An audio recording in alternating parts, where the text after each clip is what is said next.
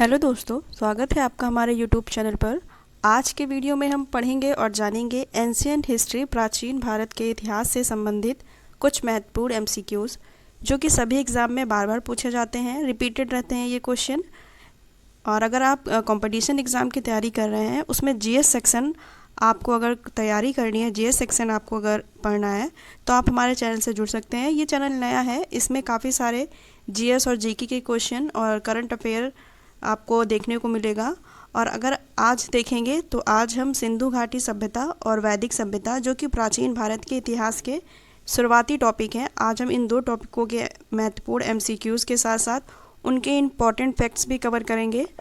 और फिर आगे ही ऐसे ही सीरीज़ बढ़ती रहेगी। आपको प्राचीन भारत का इतिहास, फिर मध्यकालीन, फिर आधुनिक भारत का इतिहास से सारे एमसीक्यूज़ देखने को मिलेंगे। तो आज का ये पहला वीडियो है। स्टार्ट करते हैं अपने पहले क्वेश्चन से। आप लोग भी क्वेश्चन को सॉल्व कीजिएगा और लास्ट में बताइएगा आपके इन टोटल क्वेश्चनों में से कितने क्वेश्चन सही हुए हैं। तो चलिए स्टार्ट करते हैं अपने पहले क्वेश्चन से। पहला क्वेश्चन है, हड़प्पा सभ्यता का प्रचलित नाम है। 4 ऑप्शन दिए गए हैं, आपको बताना है हड़प्पा सभ्यता का प्रचलित नाम क्या है। तो इसका राइट आंसर है ऑप्शन नंबर सी, सिंधु घाटी सभ्यता, और इसको कांस्य युगीन सभ्यता भी कहते हैं। तो ऑप्शन नंबर सी इसका राइट रहेगा। इसको एक और नाम से भी जाना जाता है, इन्होंने कपास की खेती करना शुरुआत किया था, तो इसको सिंडस वैली सभ्यता भी बोलते हैं। याद रहेगा, ऑप्शन नंबर सी राइट है, सिंधु घाटी की सभ्यता या कांस्य युगीन सभ्यता। अगला ऑप्शन नंबर सी इसका राइट है। अगला देखेंगे, सिंधु घाटी के लोग विश्वास करते थे। 4 ऑप्शन है, आपको बताना है। तो हिंदू घाटी के सभ्यता के लोग मात्र शक्ति पे विश्वास रखते थे। ऑप्शन नंबर डी इसका राइट है।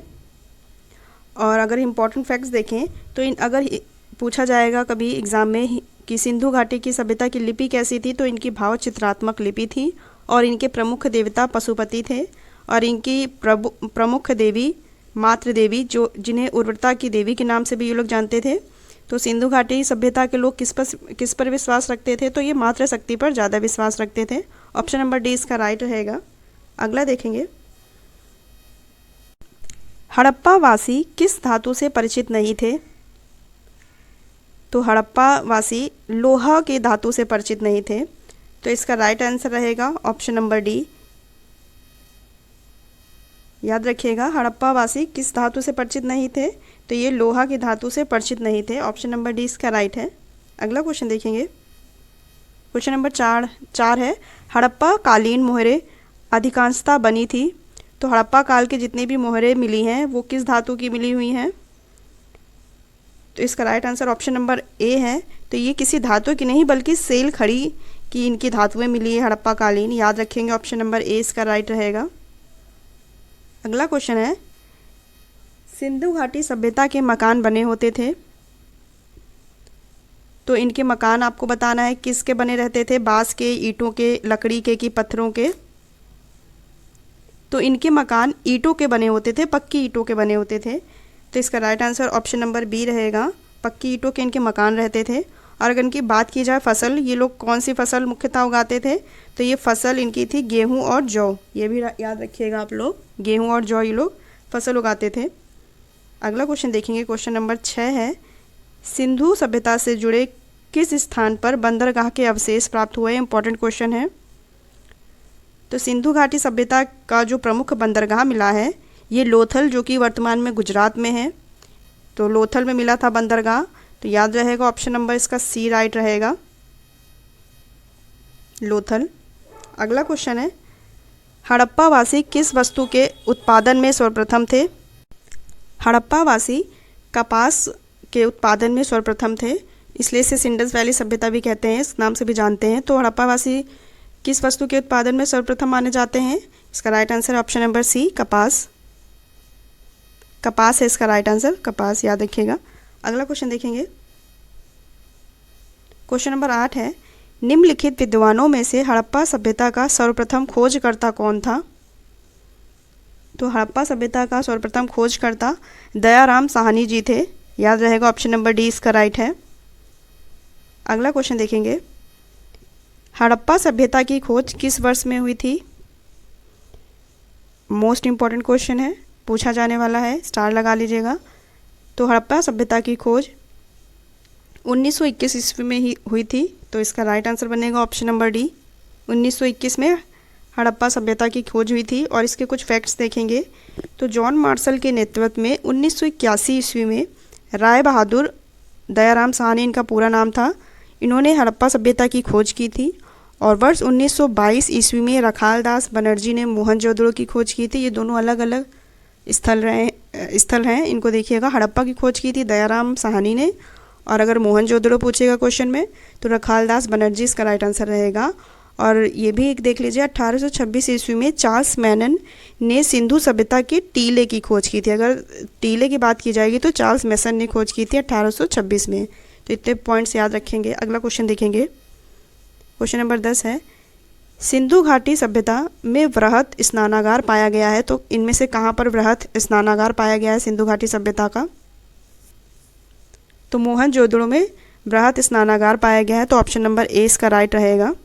अगला क्वेश्चन है, क्वेश्चन नहीं है, अब हमको ये देखना है कि जो महत्वपूर्ण स्थल मिले हुए हैं ये सिंधु घाटी सभ्यता से, तो इनमें से कुछ क्वेश्चन बनते हैं। देखेंगे पहले पाकिस्तान जो कि वर्तमान में है, तो यहाँ के कौन से स्थान रहे हैं सिंधु घाटी सभ्यता के? हड़प्पा जो कि रावी नदी के किनारे है। और इस यहाँ पर क्या क्या मिला गया, ये सारे क्वेश्चन पूछे जाते हैं, इसलिए आप इनको चुनिंदा ही हैं कुछ, तो इनको याद रखिएगा, इसका स्क्रीनशॉट ले लीजिएगा। तो मातृ देवी की मूर्ति मिली है यहाँ पर, और अन्य भंडार मिला है, और कब्रिस्तान मिला था यहाँ पर। और जो कि अब अगला है मोहनजोदड़ो, जो कि सिंधु नदी के किनारे, इसकी नदियाँ भी पूछी जाती हैं, याद रखिएगा। ये भी वर्तमान में पाकिस्तान में ही है। और यहाँ से क्या प्राप्त हुआ है, तो मोहरें प्राप्त हुई हैं। बृहत स्नानागार जो कि अभी क्वेश्चन में था वो प्राप्त हुआ है। कांसे की एक नृत्य की प्रतिमा प्राप्त हुई है। और अगला है चंदहूड़ो, ये भी पाकिस्तान में है। यहाँ पर क्या मिला है, तो यहाँ पर लिपस्टिक और मन का कारखाना मिला है। और अगला देखेंगे पंजाब, जो कि इसका हड़प्पा सभ्यता अगर जाना जाए तो रोपड़ था। और यहाँ पर क्या मिला है, यहाँ पर मनुष्य प्लस कुत्ते की समाधि एक साथ मिली है, याद रखेंगे। मनुष्य और कुत्ते को एक साथ दफनाया जाता था, तो पंजाब के रोपड़ में मिला था ये समाधि स्थल। अगला है हरियाणा के बनावली में मिट्टी का हल और बैलगाड़ी जो कि खिलौना रहता था वो प्राप्त हुआ है, के अवशेष प्राप्त हुए हैं। अगला है राजस्थान से क्या प्राप्त हुआ था, कालीबंगा जो कि घग्गर नदी के किनारे था, यहाँ पर चूड़ियाँ और जुते हुए खेत मिले थे, और अग्निकुंड मिला था जहाँ पर ये लोग हवन करते थे। अगला है गुजरात, ये इंपॉर्टेंट है, गुजरात के और पाकिस्तान के पूछा जाता है अक्सर। गुजरात में धौलावीरा जो कि यहाँ पर लकड़ी की जल निकासी की प्रणाली यहाँ से मिली थी, और गुजरात का ही है सुरकोतला, तो यहाँ पर घोड़े की हड्डी मिली थी। और अगला है लोथल, भोगवा नदी के किनारे है, यहाँ पर एक बंदरगाह मिला था। और 3 युग्म समाधि, यहाँ पर 3 मनुष्यों को एक साथ दफन भी किया जाता था, 3 युग्म समाधि भी मिली है, और हाथी के दांत मिले हैं। अगला है रंगपुर, यहाँ पर धान की भूसी और चावल के अवशेष पाए गए हैं। तो आप इतना याद रखिएगा, एक क्वेश्चन से ये इतने सारे फैक्ट्स जरूर याद रखिएगा, इनका स्क्रीनशॉट ले लीजिएगा। अगला देखेंगे, क्वेश्चन नंबर 11 है, हड़प्पा सभ्यता का सर्वाधिक मान्यता प्राप्त काल क्या रहा है?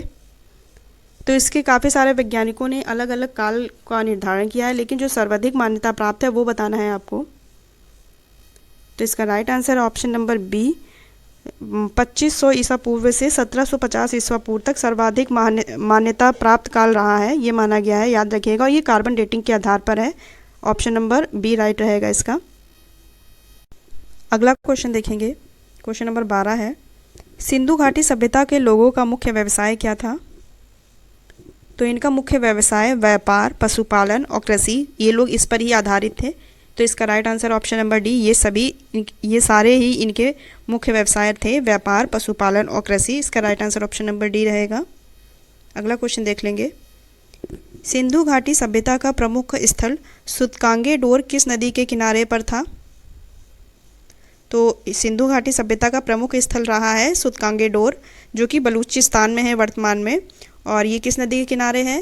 तो ये दाश्क नदी के किनारे है, याद रहेगा, ऑप्शन नंबर ए इसका राइट है। और कुछ और भी प्रमुख स्थल देखेंगे, ये इंपॉर्टेंट चार्ट है, आप इसका स्क्रीनशॉट ले लीजिएगा। तो पहले बात करेंगे पूरब में, तो पूरब के उत्तर प्रदेश में, याद रहेगा, उत्तर प्रदेश में एक स्थान है आलमगीरपुर जो कि मेरठ में है, और ये नदी पूछा जाता है। तो ये किस नदी के किनारे स्थित रहा है? तो ये हिंडन नदी के किनारे स्थित रहा है, यूपी का आलमगीर जो कि मेरठ में रहा है। और अगर पश्चिम की बात करें तो बलूचिस्तान में सुतकांगेडोर एक जगह थी जो कि दास्क नदी के किनारे है, जो क्वेश्चन में पूछा गया था। तो ये बलूचिस्तान में था वर्तमान में, देख लीजिएगा। और अब बात करें उत्तर की, तो उत्तर में जम्मू कश्मीर में मांडा एक शहर था, मांडा में चिनाब नदी के किनारे ये बसा हुआ था। और अगर दक्षिण की बात करें तो दक्षिण में महाराष्ट्र में दायमाबाद था जो कि गोदावरी या प्रवरा नदी के किनारे था। तो ये चार जो इसके चार कोने हैं, 4 पॉइंट्स है, ये जरूर याद रखिएगा एक चार्ट के थ्रू। तो इसका राइट आंसर रहेगा ऑप्शन नंबर ए, दाश्क नदी के किनारे सुतकांगेडोर था जो कि वर्तमान में बलूचिस्तान में है। ऑप्शन नंबर ए राइट रहेगा और इसका चार्ट का आप स्क्रीनशॉट ले लीजिएगा। अगला क्वेश्चन और ये देख लेंगे, जो ये देखिए जो आपको अभी चार्ट के बारे में जिसमें बता रहे थे, ये है हमारा, ये है पूरब में उत्तर प्रदेश, जो कि ये मेरठ का आलमगीरपुर रहा है। और ये पश्चिम की अगर बात करें तो यहाँ पर बलूचिस्तान जो कि दाश्क नदी के किनारे सुतकांगेडोर में ये इसका स्थान रहा है। और जम्मू कश्मीर में देखेंगे मांडा में चिनाब नदी के किनारे, और ये महाराष्ट्र में दायमाबाद जो कि गोदावरी के किनारे थे। ये 4 कोने हैं इसके, आप इसको चार्ट से ये मैप के थ्रू जान सकते हैं। यहाँ पर हमारी सिंधु घाटी सभ्यता या हड़प्पा कालीन सभ्यता विकसित रही है इस क्षेत्र में, याद रखेंगे। अब अगला क्वेश्चन देखेंगे, सिंधु घाटी सभ्यता के घर किससे बनाए जाते थे? तो ये रिपीटेड क्वेश्चन है। तो सिंधु घाटी सभ्यता के अधिकतर मकान किससे बनाए जाते थे? तो ये पक्की ईंटों से बनाए जाते थे। इसका राइट आंसर रहेगा ऑप्शन नंबर ए, पक्की ईंटों से बनाए जाते थे। और ये पेपर में इसका अनुपात पूछा जाता है कि किस अनुपात में बनाए जाते थे। तो 4, 2 और 1 के अनुपात में ये पक्की ईंटों के मकान बनाए जाते थे। आप इनका आंकड़ा जरूर याद रखिएगा। अगला क्वेश्चन देखेंगे, सिंधु घाटी सभ्यता के लोगों का प्रमुख पशु क्या था? तो सिंधु घाटी सभ्यता के लोगों का प्रमुख पशु था सांड, जो कि कुबड़ वाला था। ये ऑप्शन नंबर सी इसका राइट रहेगा। ये आपको अगर आपने किसी ने मोहनजोदड़ो की पिक्चर देखी होगी जो ऋतिक रोशन की आई थी, तो उसमें ये दिखाया गया है कि उसको एक मोहर मिलती है जिसमें एक कुबड़ वाला सांड रहता है, उस वो मोहर में अंकित हुआ है। तो जान सकते हैं आप लोग प्रमुख पशु क्या रहा था, तो कुबड़ वाला सांड। ऑप्शन नंबर सी इसका राइट रहेगा। अगला क्वेश्चन देखेंगे, अब ये क्वेश्चन दोस्तों हैं वैदिक काल के, जो कि एग्जाम में बार बार रिपीट रहते हैं, पूछे जाते हैं। तो देखेंगे क्वेश्चन नंबर 16 है, ऋग्वेद के किस मंडल में शूद्र का उल्लेख पहली बार मिलता है? तो इसका राइट आंसर है ऑप्शन नंबर बी, 10वें मंडल में ऋग्वेद के शूद्र का उल्लेख मिला है पहली बार, याद रखिएगा। ऑप्शन नंबर इसका राइट रहेगा 16 का बी। अगला क्वेश्चन देखेंगे, क्वेश्चन नंबर 17 है, पुराणों की संख्या कितनी है?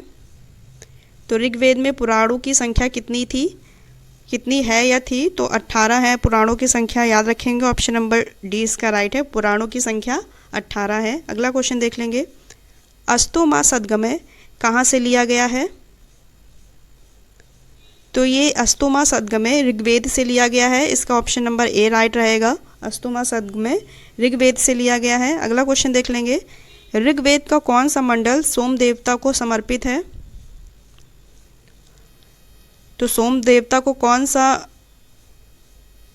ऋग्वेद में कौन सा मंडल सोम देवता को समर्पित हुआ है? तो इसका राइट आंसर है ऑप्शन नंबर सी, नवा मंडल सोम देवता को समर्पित है ऋग्वेद में।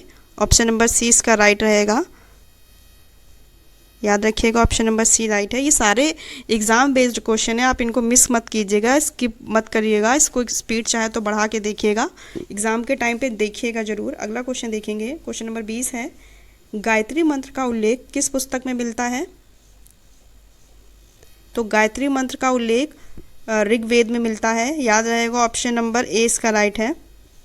अगला है क्वेश्चन नंबर 21 है, आर्य शब्द का शाब्दिक अर्थ है? तो आपको बताना है क्या है। आर्य शब्द का शाब्दिक अर्थ है कुलीन। ऑप्शन नंबर बी राइट है, क्या है? कुलीन है आर्य शब्द का शाब्दिक अर्थ। और आर्य कहाँ से आए थे? तो काफ़ी सारे इसकी मान्यताएं हैं, लेकिन जो सबसे ज़्यादा है तो आर्य मध्य एशिया से आए थे। कहाँ से आए थे? आर्य मध्य एशिया से आए थे, याद रखेंगे, ये भी पूछा जाता है, आर्य मध्य एशिया से आए थे। अगला है, भारत के राज्य चिन्ह में प्रयोग होने वाला शब्द सत्यमेव जयते किस उपनिषद से लिया गया है? तो इसका राइट आंसर है ऑप्शन नंबर ए, जो सत्यमेव जयते हमारे राज्य चिन्ह में प्रयोग होता है, तो इसको मुंडोक उपनिषद से लिया गया है। याद रहेगा, ऑप्शन नंबर ए इसका राइट है, मुंडोक उपनिषद। अगला क्वेश्चन देखेंगे, भारतीय संगीत का आदि ग्रंथ कहा जाता है। तो हमारे 4 वेद रहे हैं, तो इनमें से चारों वेदों की अपनी अलग अलग पहचान है कि किस वेद में किसकी प्रधानता रही है। तो देखेंगे पहले सारे ऑप्शंस में। ऋग्वेद में ऋग्वेद को सबसे प्राचीन वेद माना जाता है और ये ग्रंथों का संग्रह है। इसमें सारे जितने भी ऋचाएँ, सूक्तियाँ और मंडल हैं सब इसी में है। तो ऋग्वेद को ग्रंथों का संग्रह के रूप में प्रधानता मिली है। सामवेद में संगीत का वेद कहा जाता है सामवेद को, और ये सामवेद सूर्य देवता को समर्पित भी रहा है। अगर यजुर्वेद की बात करें तो इसमें यज्ञ की विधियों का वर्णन बताया गया है, और इसकी एक खास बात है ये गद्य व पद्य दोनों में है। ये विशेषता है इसकी, पूछा जाने वाला क्वेश्चन है। और अर्थवेद में क्या है, किसकी प्रधानता रही है, तो अर्थवेद में जादू टोना की प्रधानता ज़्यादा रही है। हमारे क्वेश्चन में पूछा गया है संगीत का आदि ग्रंथ कहा गया है, तो सामवेद को संगीत का वेद के नाम से भी जाना जाता है। तो 24 का ऑप्शन नंबर ए राइट रहेगा। अगला क्वेश्चन देखेंगे, प्रथम विधि निर्माता कौन है। तो प्रथम विधि निर्माता है मनु, ऑप्शन नंबर ए इसका राइट है। अगला क्वेश्चन देखेंगे, क्वेश्चन नंबर 26, कपिल मुनि द्वारा प्रतिपादित दार्शनिक प्रणाली है। तो पूछ रहा है, किताब ही पूछ रहा है कपिल मुनि की, तो ये सांख्य दर्शन इनकी एक प्रतिपादित दार्शनिक प्रणाली है। यह किताब है सांख्य दर्शन, ऑप्शन नंबर 20 का राइट रहेगा। कपिल मुनि की सांख्य दर्शन, ऑप्शन नंबर बी राइट है। अगला क्वेश्चन देखेंगे, चरक संहिता नामक पुस्तक किस विषय से संबंधित है। तो चरक संहिता पुस्तक चिकित्सा से संबंधित है। याद रखिएगा, इसका राइट आंसर है ऑप्शन नंबर सी। अगला क्वेश्चन देखेंगे, क्वेश्चन नंबर 28 है, ऋग्वेद में कुल कितने मंडल हैं। तो ऋग्वेद में कुल 10 मंडल हैं, ऑप्शन नंबर डी इसका राइट रहेगा। ऋग्वेद में कितने मंडल हैं, 10 मंडल हैं टोटल। और सूक्तों की बात करें, मंत्र कितने हैं, 10-28 मंत्र हैं, और सूक्त जिसे कहते हैं। याद रखिएगा, मंडल कितने हैं, 10, और सूक्त या मंत्र कितने हैं, 10-28 या 1028। अगला क्वेश्चन देखेंगे, क्वेश्चन नंबर 29 है, प्रसिद्ध दास राग युद्ध का वर्णन किस मंडल में है। तो इसका राइट आंसर 4 ऑप्शन है, पहले आप लोग गेस कीजिएगा फिर बताइएगा कि प्रसिद्ध दासराग का युद्ध का वर्णन किस मंडल में है। हमारे जो 10 मंडल हैं, तो इसका राइट आंसर है ऑप्शन नंबर ए, 7वें मंडल में प्रसिद्ध दासराग युद्ध का वर्णन किया गया है। और अगर इस युद्ध की बात करें तो दासराग का युद्ध, जिसे 10 राजाओं का युद्ध के नाम से भी जाना जाता है, ये परशुनी नदी वर्तमान में रावी नदी के तट पर लड़ा गया था, जिसमें भरतों के राजा सुदास ने 10 राजाओं के एक संघ को हराया था। ये बड़ा ही प्रसिद्ध युद्ध रहा है जो कि परशुनी नदी के किनारे हुआ था। दासराग का वर्णन 7वें मंडल में हमारे, याद रखिएगा ऑप्शन नंबर ए इसका राइट है। अगला क्वेश्चन देखेंगे, प्राचीनतम व्याकरण अष्टाध्यायी के रचनाकार कौन है। तो अष्टाध्यायी के रचनाकार पाणिनि हैं। याद रहेगा ऑप्शन नंबर डी इसका राइट है।